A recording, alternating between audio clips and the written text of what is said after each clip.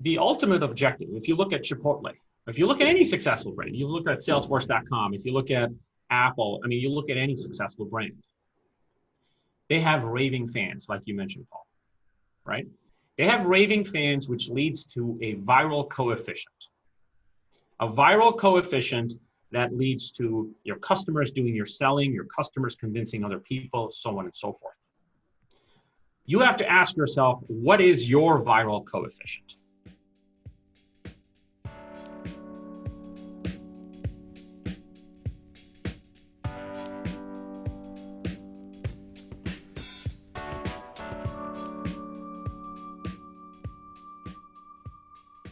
Welcome to another episode of Brews and BizDev. This week, our illustrious guest is Raj Suchak from Gritseed. And Raj, I'm going to have you just jump right in here, buddy, and give us your elevator pitch, right? Tell us who you are, what Gritseed's about, and anything else you want to throw in there in 30 seconds.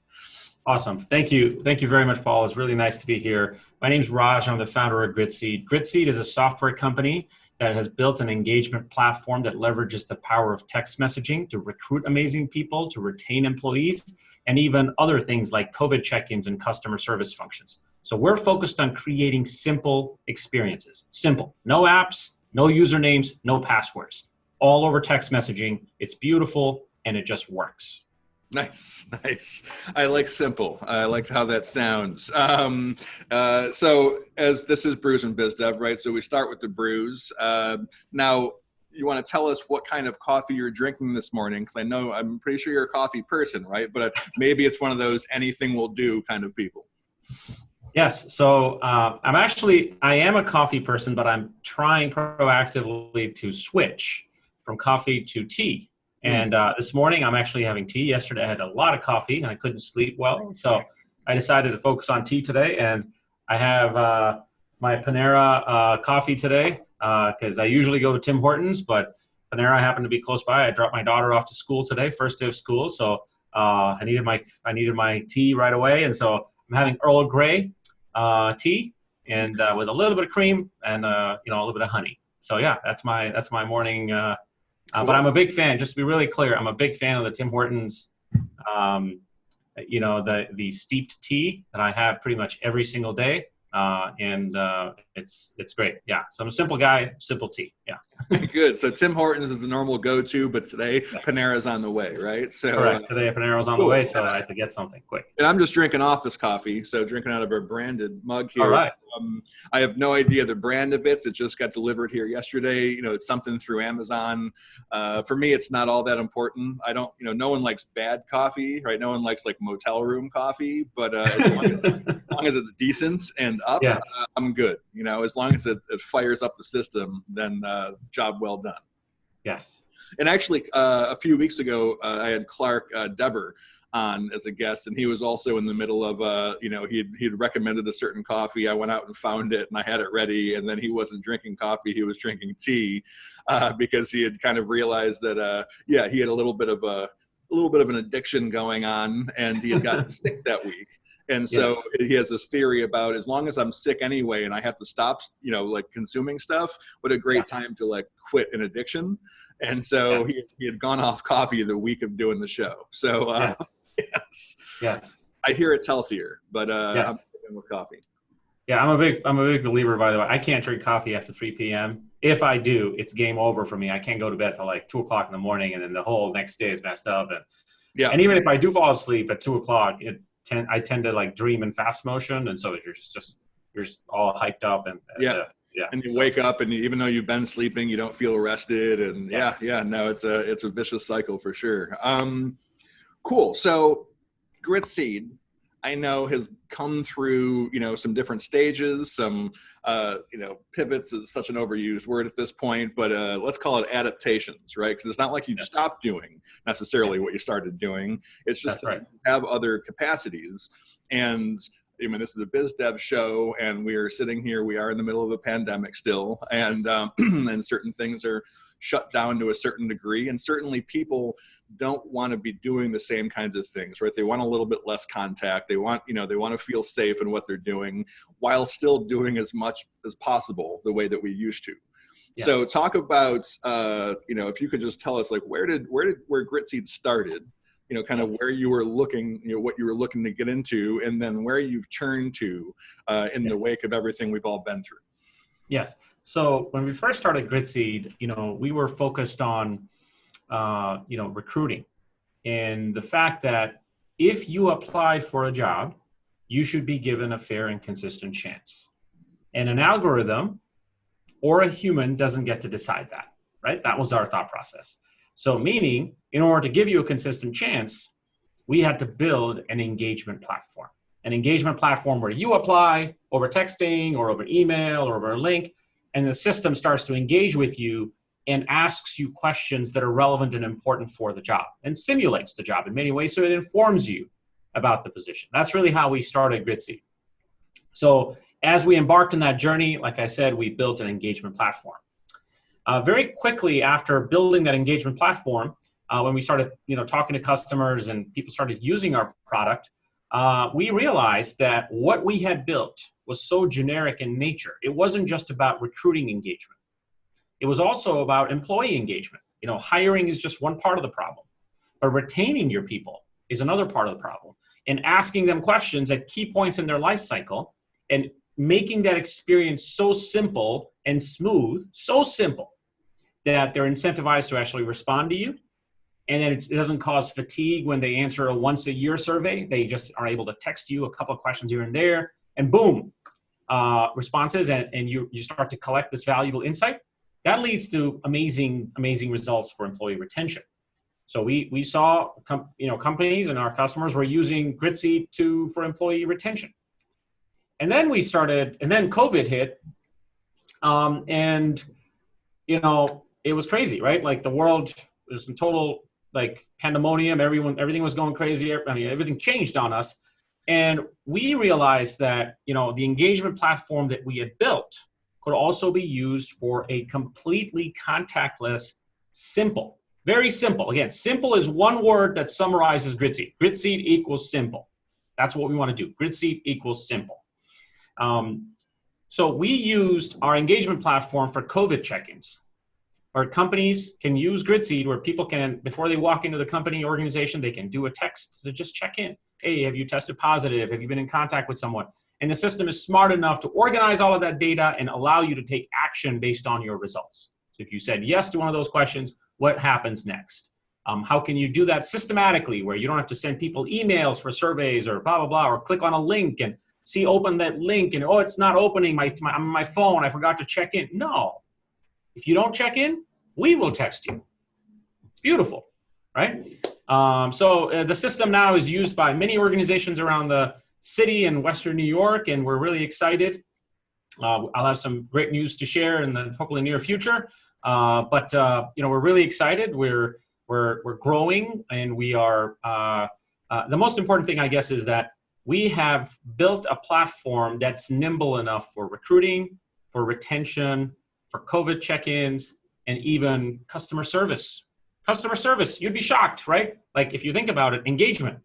Our most recent customer, Huron Sprinklers.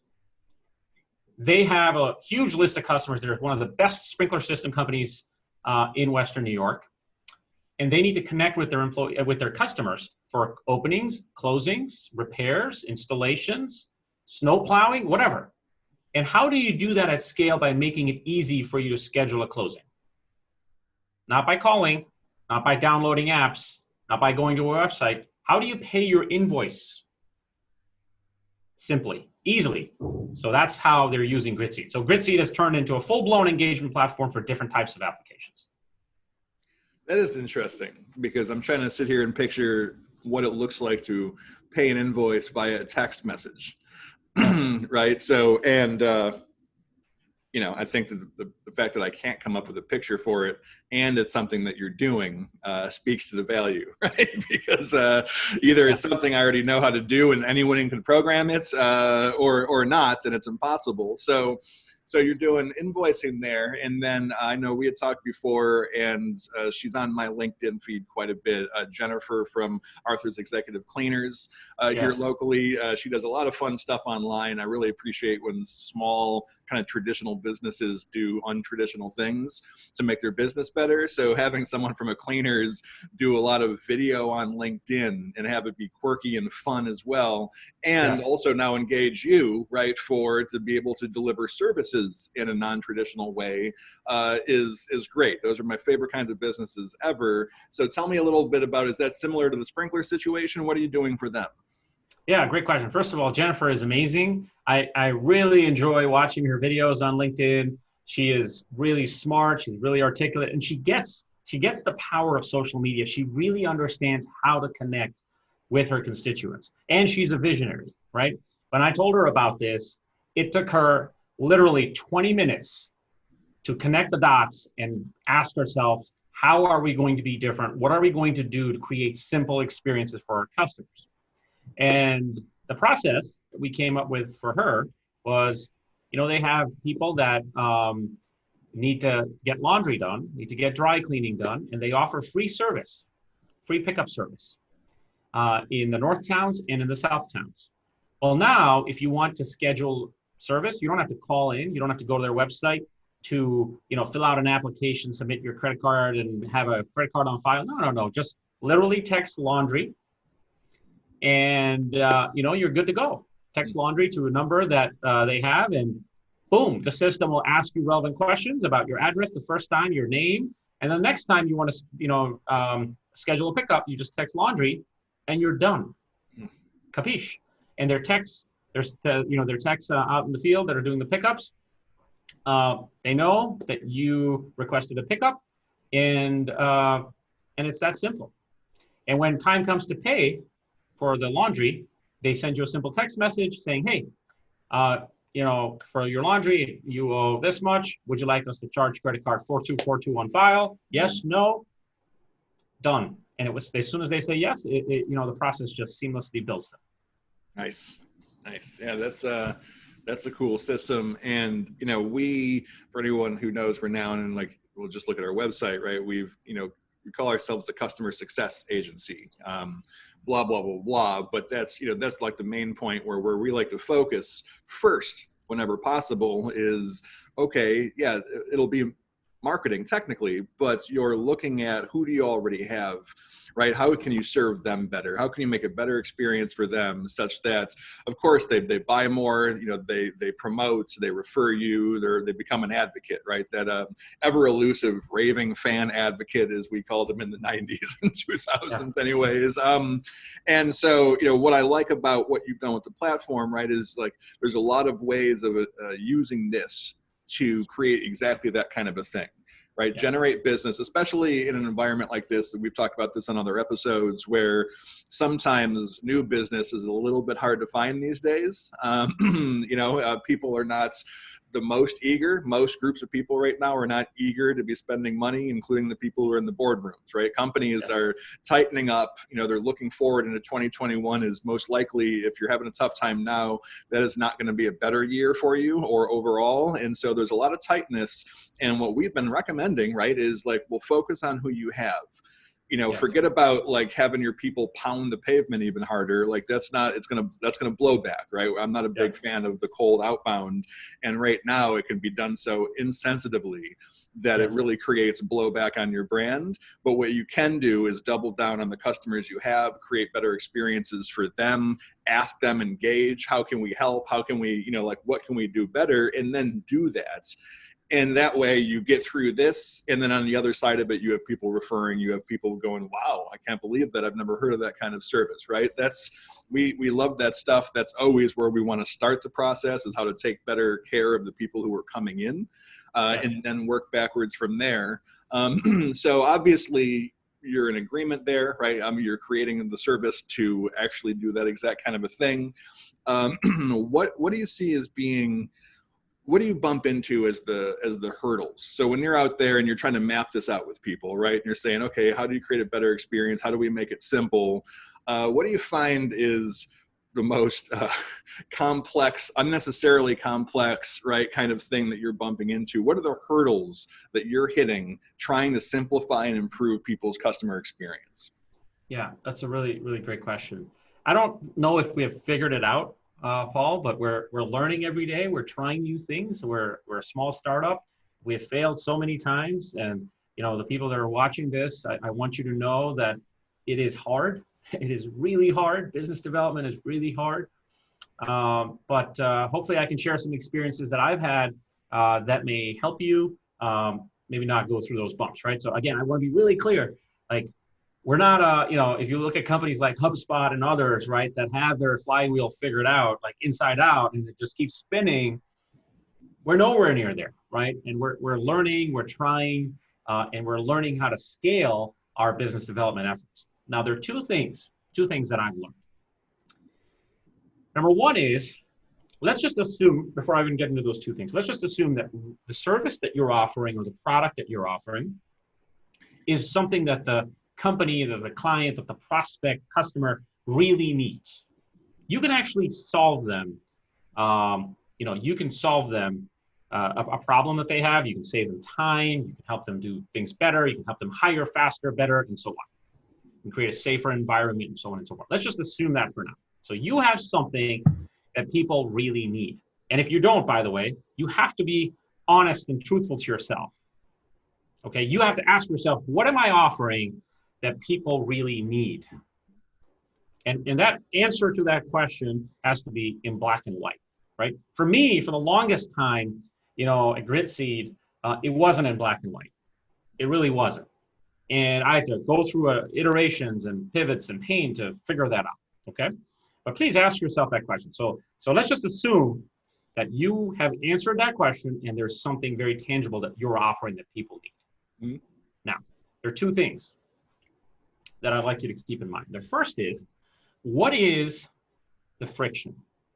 Why isn't someone actually using your product or service? Or let's say if I called you and I said, hey, I have something that you would love, that you would really appreciate, that'll help you grow your business, or that'll help you retain your employees. I mean, everyone will say yes. Yeah, I retain my employees. Great.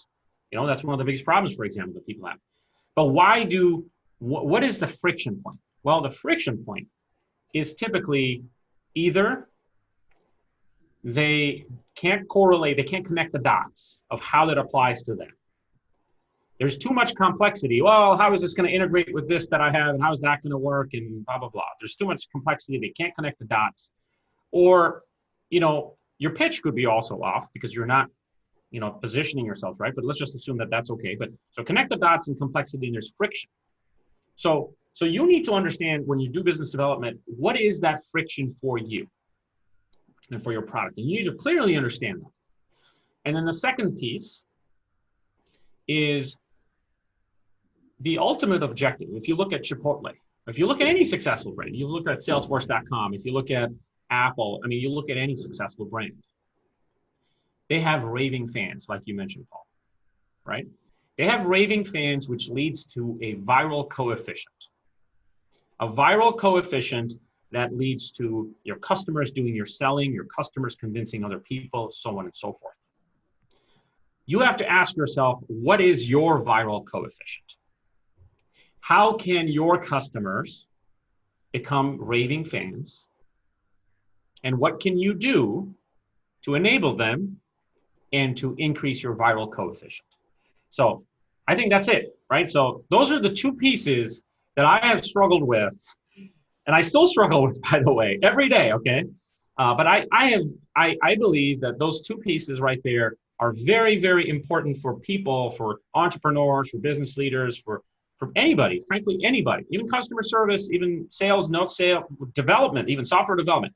Everyone should be thinking about these two concepts, these two principles, because it's so important to use that as your North Star, because it'll help you build better product. It'll help you develop better pitches. It'll help you understand what your customers really want, and it'll help you position your product or your service in the right way. Yep. Nice. Friction point and viral coefficient. Yes. Yes. Now, is that a coin term that you came up with? Because I haven't heard that one yet. Yeah, I actually, I just started thinking of it like that. And, Yeah. based on, again, just all the pain. So I haven't read that from a book or anything like that. Yeah. And it's just been like, I asked myself, like, I thought the pitch went well. Like, why didn't the customer buy? Well, they didn't buy because there's too much friction, right? And what was the reason for the friction? Well, and what can we do to reduce the friction, right? Yeah. And then the other thing is, well, what if our ultimate objective is to have one customer to refer us, say, at least 3 other customers, just assume that 3 number for now, because that scales pretty well. Well, what can I do to enable that?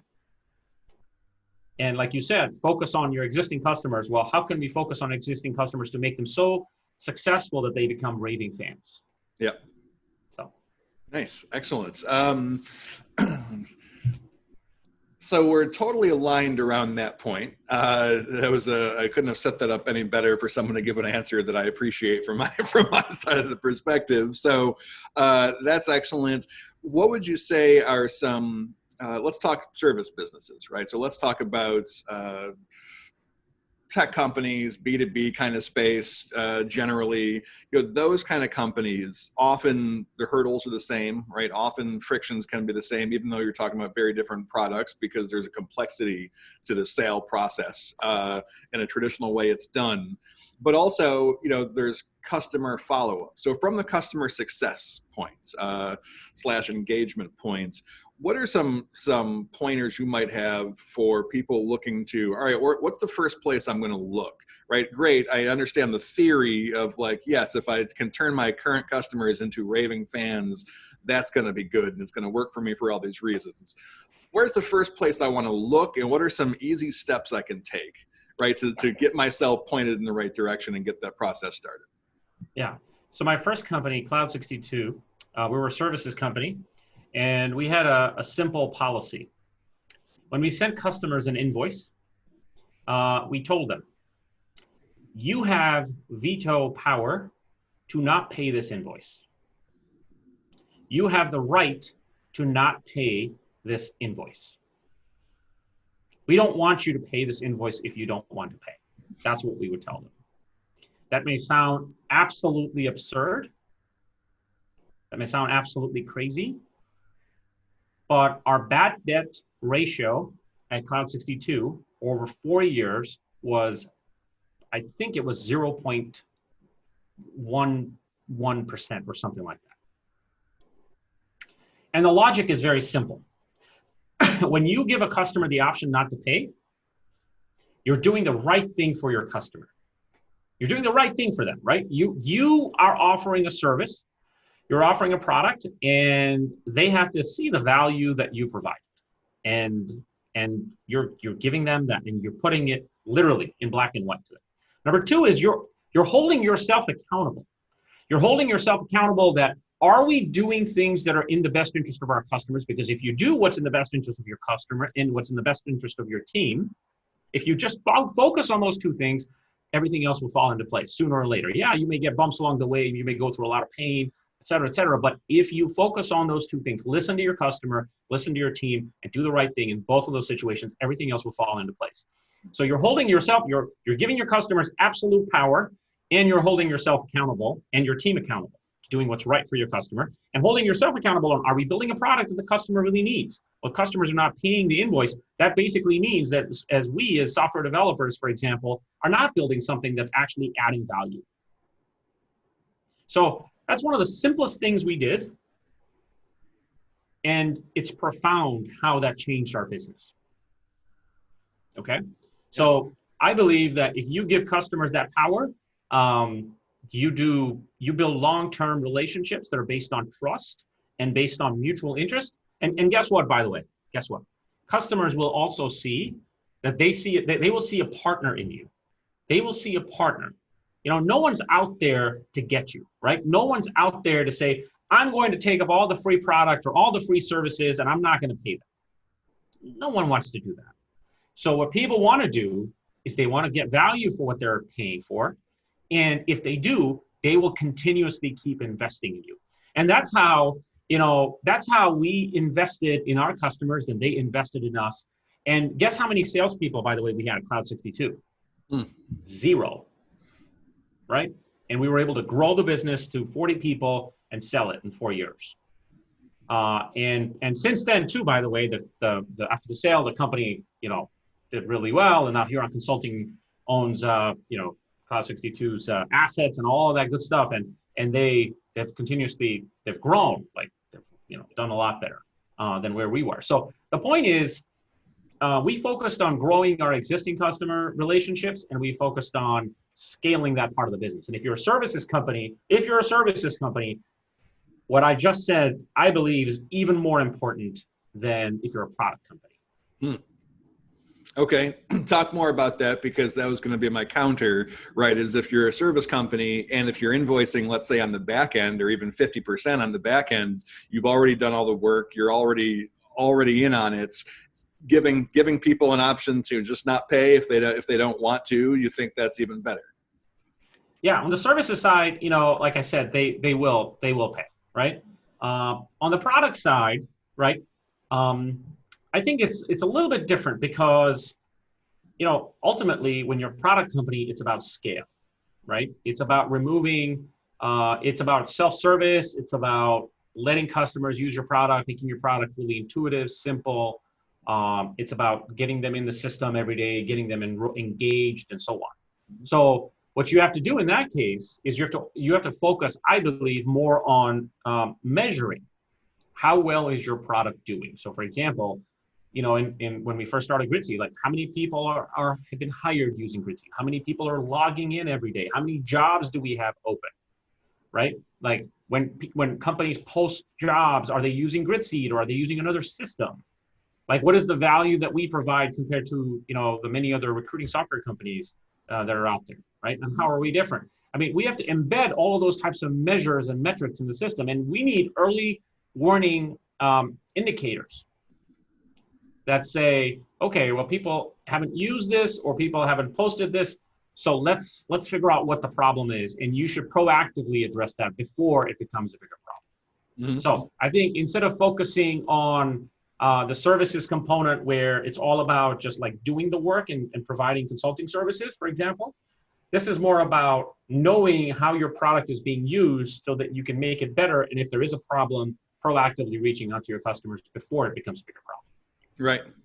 Yeah, that would take, I would imagine also having something in place to see those early indicators would put, for example, executives a little bit more at ease if you're trying to talk to them about like, hey, here's our model. We're going to offer them the opportunity to not pay after we've done all the work. I can imagine a bunch of boardrooms that people would just start having those heart attacks right off the bat. So, yeah, so having a system in place, right? Not just like jumping into that and say, you know what, hey, we're doing what we're doing right now. Let's start giving people an option out. But also you got to build in the system so you can see and improve yourself to the point where that's not going to be a harmful thing. Right. Right. You've got to know what it looks like from the get-go, not just jump in with hey, I hope this is going well enough that we can start giving people an outs. Because yes, sometimes every now and again, people will take an out just because they have it, not necessarily as a reflection on value. But certainly knowing those key indicators in advance, having listened to your customer hopefully already, right, and gotten some good feedback about what works and what doesn't, and being on the path to making those improvements should put you in. Yeah, I don't know if I'm going to talk anyone around here into the whole like give them an out thing yet, but we're gonna have some interesting chats at lunch today. I can tell you. Yeah, it may sound Paul, it may sound absolutely crazy. I'm telling you. I mean, I don't do that at Gritseed. Just to be clear, we're not a services company, but when I was Cloud 62, we did that, and because we're a services company, it was so critical for us to, focus on repeat business and, grow that, right? Like the good thing with software is like, once you have customers using your product, once you're comfortable with your product, the churn is less of a problem than services, right? Where, hey, I have a statement of work for X dollars and as soon as the project is finished, well, what's next? And, oh crap, we just lost a customer that we spent all this time building a relationship with. And it's a real problem. I mean, so I think it's really critical to have that type of policy for a services company. Yeah, no, I certainly get the spirit of it, because I know that back when I was doing kind of like business coaching and organizational development consulting work, I'd have contracts with people, and it'd be part of the contract where let's say it's 12 months and we got some kind of engagement going. Often there'd be performance incentives, but they always had something in it about like, listen, if we get an impasse, right, or something that's not working, and you want outs, then we can have a conversation and end it at any month, right?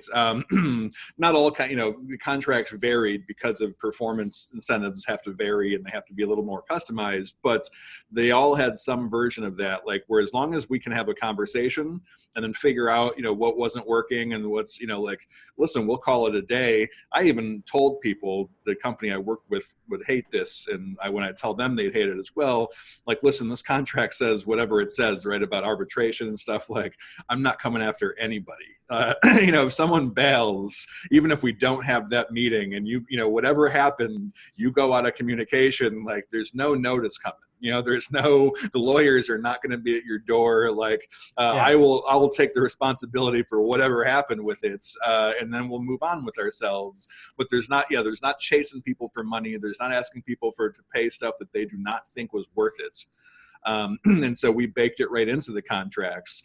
But when those invoices hit, they didn't have an option on them. They did say you're paying this one. But I get the spirit, right? Like, if you don't have the experience of value, then we've got to work something out. Like, we want to be having that conversation. I'd rather have that conversation every one of those months for 12 months to make sure that we are actually getting the job done, instead of not having it and then 3 months in, right, someone disappears, and then especially in a market like this, a smaller market, as they say on the show Letterkenny, bad gas travels fast in a small town. So, it doesn't take long before you get that rep of just being, one of those consultants, or now one of those marketing types, where it's just fluff over the top, but you don't get the real value underneath. So I was always wary of that. So I definitely appreciate the, like, give them every out, because at the very least, you're going to have a conversation that's going to then help the value that you create in the future. Yes, absolutely. I think, and just the one final point on that, is also, don't underestimate the power of the viral coefficient, because, if you do a good job, people will go out of your way to help you. I'll give you a perfect example. Our COVID check-in process, like one of our really amazing customers, Pat Whalen, what an amazing person, over at Trek. He's doing the right thing for Niagara Falls. He's a great person. And we wanted to support him, and we wanted to do what was right for him, what was right for his team, and the good that they were bringing to the community. And for the people that don't know what Trek is, by the way, Trek is an incredible incubator in Niagara Falls that literally, working in conjunction with Montante Construction, another amazing company, Doug and Chris and their team, have done an absolutely amazing job of taking these old buildings that have been abandoned and converting them into this nice hip incubator space. And Trek offers amazing memberships and so on. And I will always have a shameless plug in for them, because they're such an amazing organization. Yeah.